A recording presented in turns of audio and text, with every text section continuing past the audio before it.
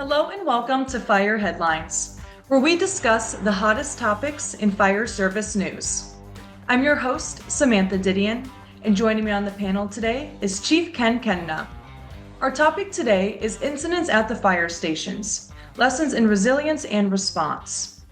An article shared in the Daily Dispatch shares the story of three teenagers in Massachusetts who were arrested after a stolen car they were allegedly fleeing police in crashed into the Kingston fire station.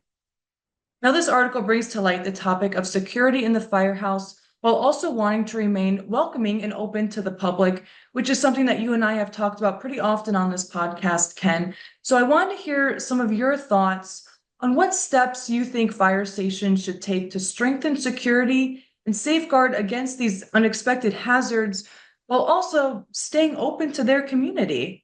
In watching the video, obviously I'm picking up little bits and pieces of, I'm seeing the fire station, I'm seeing the generator and all the, and where the vehicle, struck the building, and listening to the deputy chief. It sounds like it was just, a little bit over, it would have been into the dormitory. And it reminded me, as I was watching it, of the first fire department that I worked for. There was an intersection in our community that was, it was a three-way stop. So not a four-way stop. So it didn't go through. And it seems so often that people would come up to that three-way stop thinking they were just going to blow right through it, but there was no blowing right through it. There was a house on the other side. And this poor person had a car into their yard. I don't know, it seemed like every few months somebody, and finally they built the fence got blasted down. They built a rock fence got blasted down. And it eventually got to the point where it was, much more solid.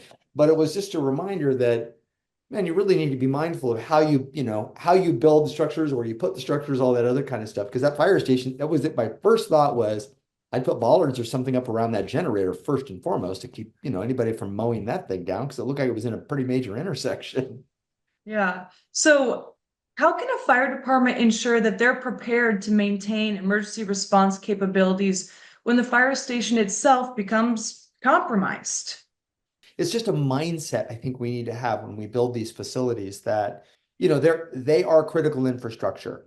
We obviously build them to an entirely different standard than we would build any other commercial building. I mean, I think any of our listeners who have built a fire station know you're going to spend a little bit more money building a fire station, and by little I mean a lot. You're going to spend a lot more money building a fire station, because they need to be able to withstand the kinds of hazards that you face, whether you live in a place where hurricanes are common, or tornadoes are common, or earthquakes are common, or flooding, or whatever the case may be. It's critical infrastructure. But that critical infrastructure extends to every piece and component of that facility and the people that work there as well. So it's just, anytime we build a facility like that, we need to make sure that it's resilient. It can withstand, daily wear and tear, the exceptional wear and tear of a significant event, and even including, potential, violence or damage or terrorism, all those kinds of things, depending on where you're building it. So it's just, I think it's a matter of just continuing to think of it in terms of layers of plan A, plan B, plan C, plan D, and making sure that you've got your basic components covered. When a station operations are impacted by an issue like power outages or even community disruptions, what are some of the most effective strategies for then maintaining resilience in those kind of scenarios? Goes back to, again, what I was saying earlier before. It's about communication and levels of redundancy. So for example, operating in any fire station that I've worked at, we all have procedures for, if something were to happen, earthquake or whatever, if something were to happen, the very first thing we do is make sure that everybody's okay.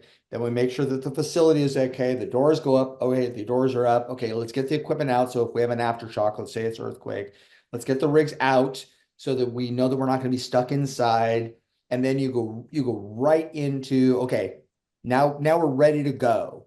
And once you know that you're ready to go and you're a resource available to the community for 911 calls, you make sure the communications knows that you're available for 911 calls. And I think having that procedure of what happens when, so that you can apply it to whatever. Somebody drives into the side of the fire station. Let's say that vehicle right there Instead of hitting, the generator in the middle of the night, let's say it does, it hits the front of the fire station, impacts the ability to put the door up and get the engine out.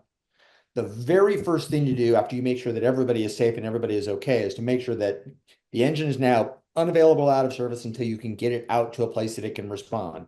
I mean, it's likely going to be responding to the call that just happened in the driveway, of course.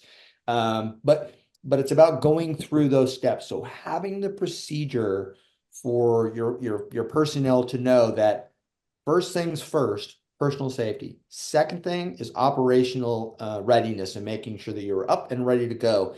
And then you can sort of go through your layers of, okay, what do we got to do to restore the safety and security for the crews? What do we got to do to get the doors up or down or whatever the case may be? And it really is about thinking through those things well in advance. I mean, I grew up in the Bay Area. So, I mean, earthquakes were just part of life living in the Bay Area in California. For us, it was multiple times where we would have a light earthquake, but enough that it was like, okay, let's go through the procedure. Going through those procedures is just like any other training that we would do, whether you're training to pull hose or training for EMS, it's training. So I think just reminding your crews that that is an essential component of what they do is first and foremost. Have you ever been in a scenario where you're in the firehouse or maybe even another station within your department has experienced an incident at their firehouse? Yes. And it's interesting because whether it was either at the firehouse, I mean, certainly almost every firehouse has had the call that just drives right in. Somebody's having a medical emergency, they pull right up onto the front ramp and bam, you have a call right there in right there in your driveway. Or somebody at the front door, whatever the case may be. That can be odd enough because it breaks the rhythm of what you're used to. Bell going off, tear the paper. Look, I don't tear the paper anymore. Man, talk about being old. It breaks that rhythm, and you're like, okay, hang on a second. The call is happening right here. A structure fire right across the street from a fire station. It's odd how that can happen. But yes, I have been involved in those situations where a station has been impacted by something like that, or a piece of our equipment being impacted in that way. And it really does come down to making sure that the minute something happens, we go right to, is everybody okay? Everybody okay? All right. Next item. Are you available? Can you respond? Making sure that the system, because obviously our primary function is to be there to provide service to the public. So assuming that we are safe and capable and ready to go, that is, obviously going to be mission critical. It is interesting how going back to what I was saying before, though, when something comes to you, when the car crashes into your station or it's your equipment that gets damaged, it's very disruptive because you're used to responding to other people's emergencies. Not used to hosting your own, I guess, as it were. Right. And even though firefighters, first responders in general, they respond as quick as they can, they still do have at least 30 seconds. Well, not 30 seconds. They do at least still have probably 3 to 7 minutes to kind of think about the situation is before they arrive on the scene. They don't get that little few minute luxury when they're pulling up right there to the door or they're ramming right into the generator. So yeah, what is the craziest firehouse story that you have either experienced or heard?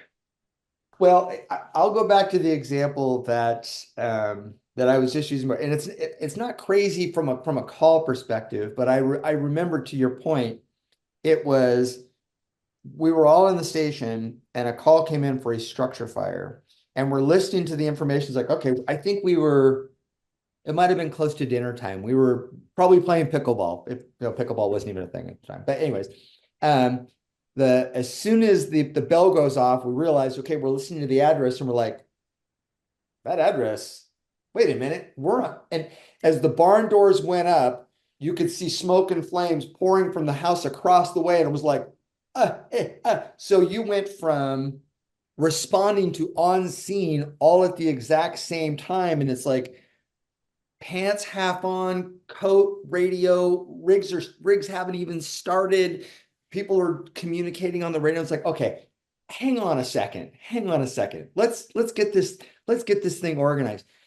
What's funny about that is, and maybe funny is the wrong word, but what's interesting about that is it really forces you to go, okay, hang on a second. Let's make sure we do the things we need to do. One, let's get the right information. Let's get our PPE on. Let's make sure that we pull all the things you need to do. It becomes easier to make mistakes. It becomes easier to do things you wouldn't otherwise do because the sense of, urgency is just thrust on you in a way you don't have the time to digest and to think about it. Ordinarily, you sort of pull out and it's like, okay, we see a column of smoke. Okay, kind of gear up. Okay, you guys, and sort of start talking about things, and you hear stuff on the radio. When it's like, oh, it's my kitchen that's on fire. It's a whole different kind of emergency when that happens.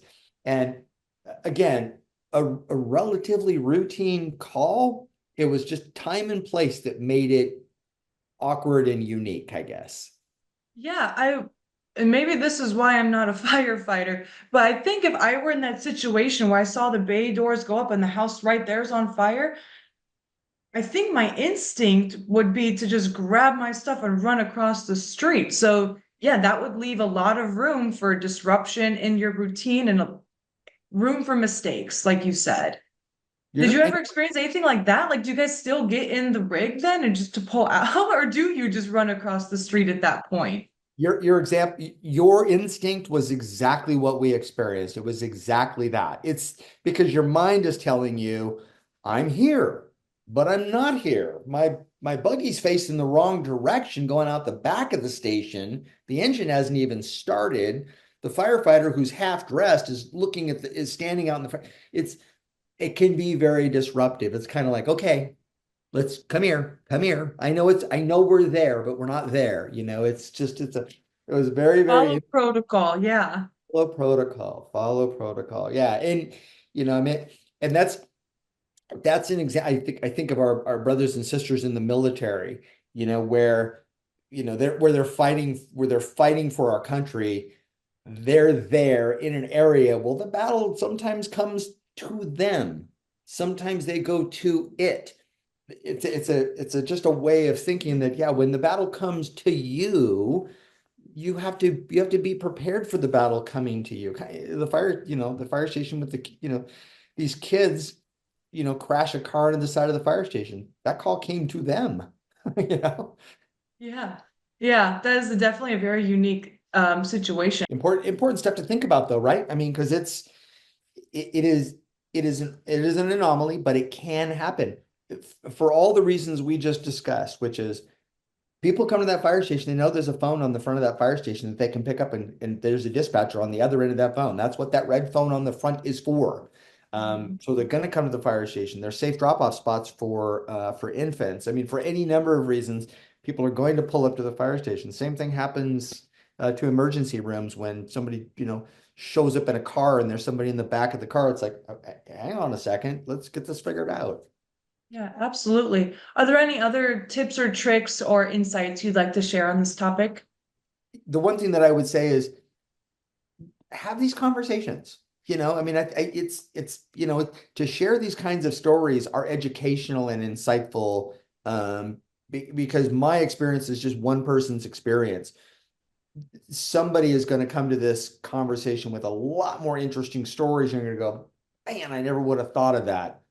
It's good. It's good to hear that kind of stuff and think about those kinds of things. So when it does come, you can go, I remember a person told a story about that, and this is what they did, and I learned from that. So that's what I would say. Share these stories. Absolutely. Well, thank you so much for joining us today, Chief Kehmna. And thank you to our listeners for tuning in. A link to the article we discussed can be found in the show notes of this episode. If you haven't already, be sure to subscribe and follow us on social media. We'll see you back here next week for more Fire Headlines.